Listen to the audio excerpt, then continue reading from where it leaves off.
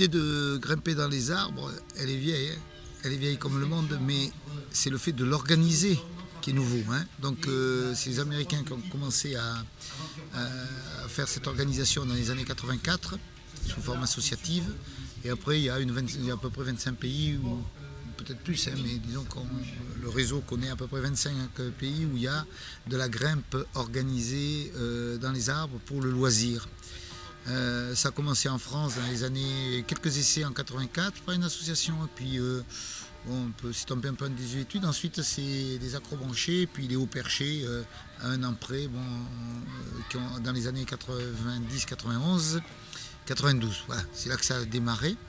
Et pour ma part, l'idée est venue surtout d'une réflexion sur la pédagogie de l'environnement. Je travaillais dans un parc naturel, donc il manquait le côté engagement physique dans la pédagogie environnement. On faisait soit du concept dans les années 70, non latin des plantes, etc. Très professeur de sciences nat, c'était sympa, mais ça limitait l'approche par certaines personnes.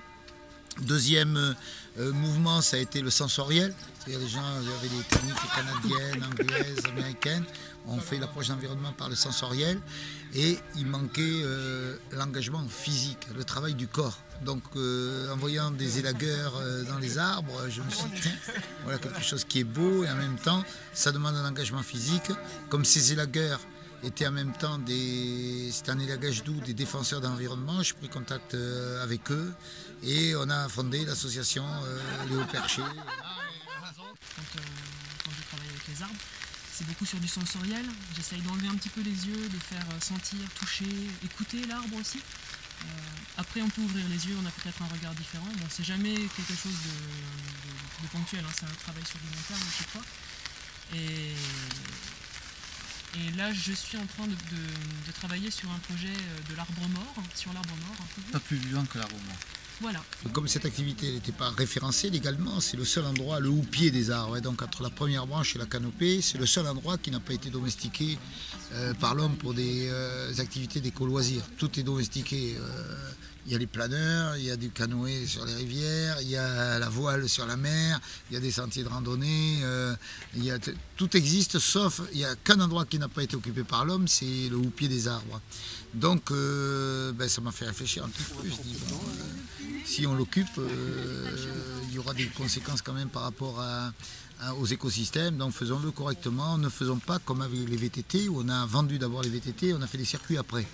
Donc j'ai essayé de réfléchir de façon professionnelle par rapport aux impacts sur l'environnement, c'est la première chose, mais aussi par rapport aux problèmes de sécurité. C'est une activité qui n'était donc pas référencée, il n'y avait pas de règles particulières.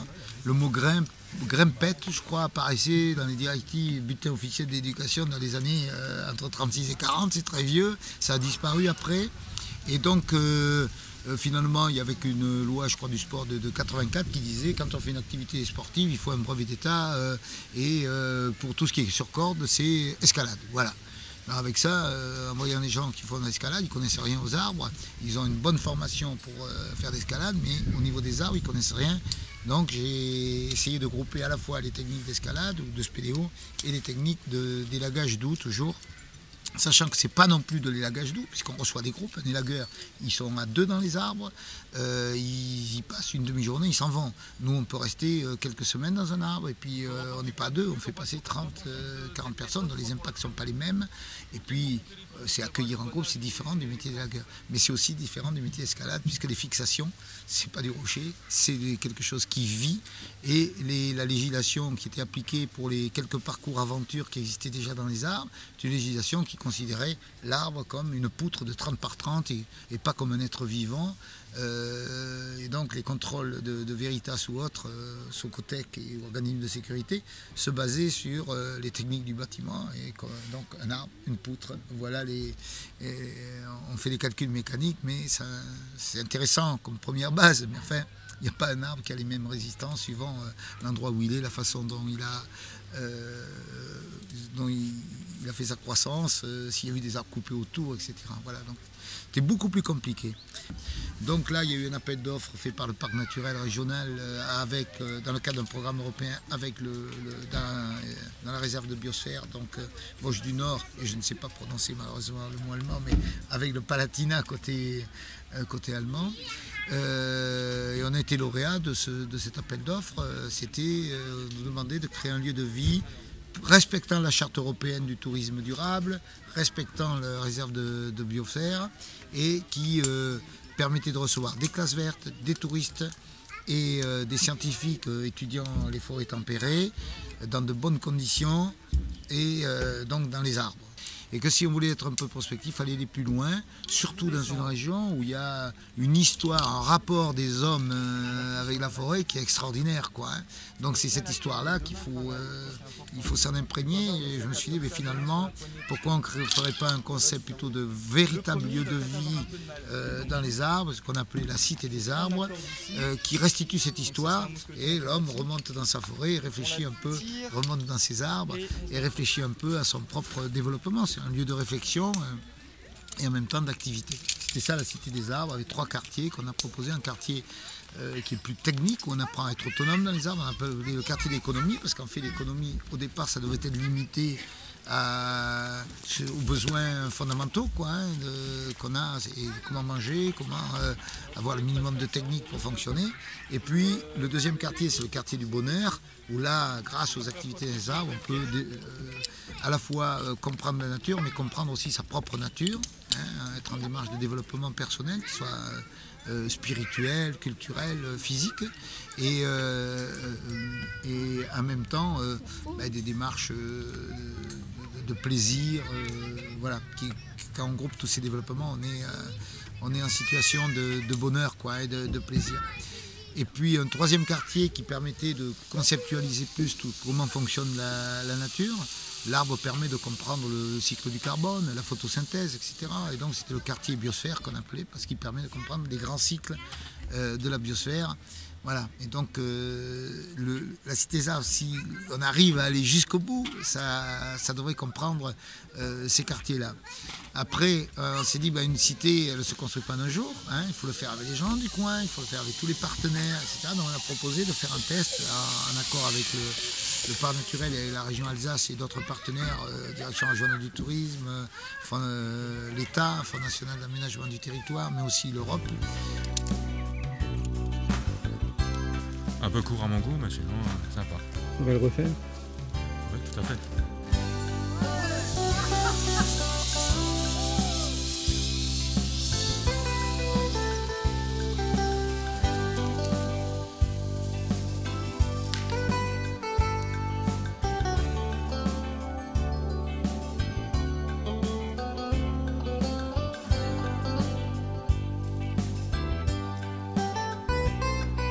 C'est la première fois que tu es monté dans les arbres comme ça?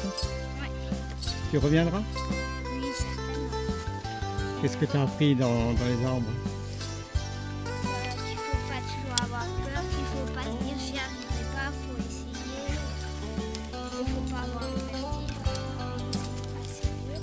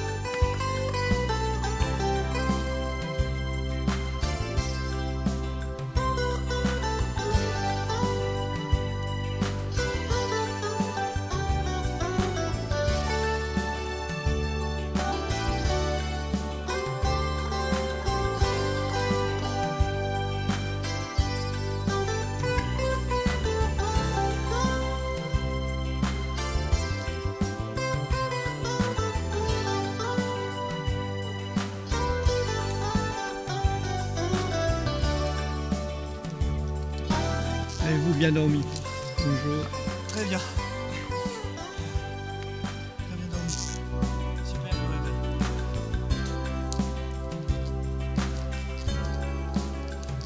Bonjour. Le gîte vous a-t-il convenu? Ah, parfait. Sympa, très aéré. Beaucoup d'espace.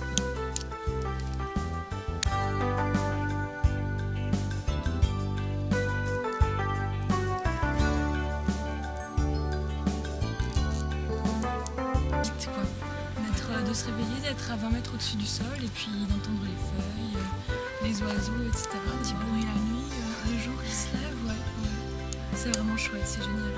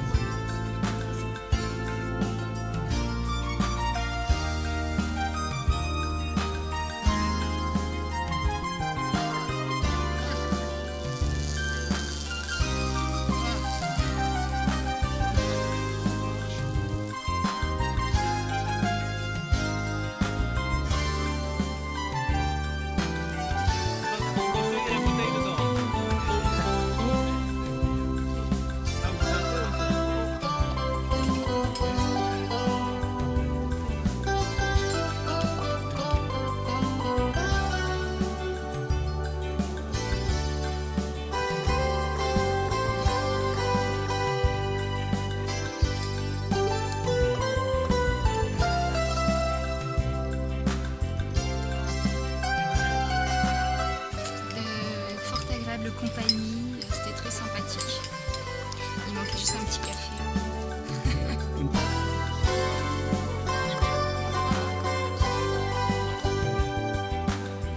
Moi, je peux te faire des sensations.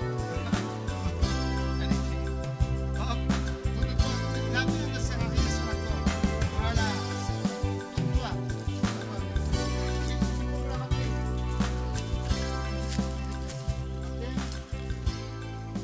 Merci. Alors, Ah, c'est chouette, c'était super. Allez, bonne chance. Femme, bien qui te gagne. Bonne chance.